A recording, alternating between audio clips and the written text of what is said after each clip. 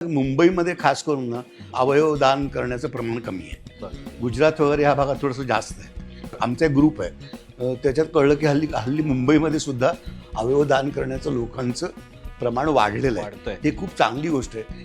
अवयव दान हे खूप महत्त्वाचं आहे माणसांनी करणं.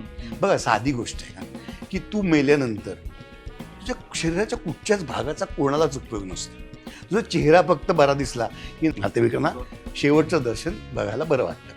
तुझ्या शरीराच्या आतल्या अवयव जर का कोणाला देऊन त्याचा काही उपयोग होत असेल त्या माणसाला, तर किती चांगली गोष्ट आहे. मला जसं लंग फुफ्फुस मिळालं, ते फक्त ज्यांचा ब्रेन डेड झालाय अशा लोकांनाच करता येतं आणि त्यांचंच चालतं.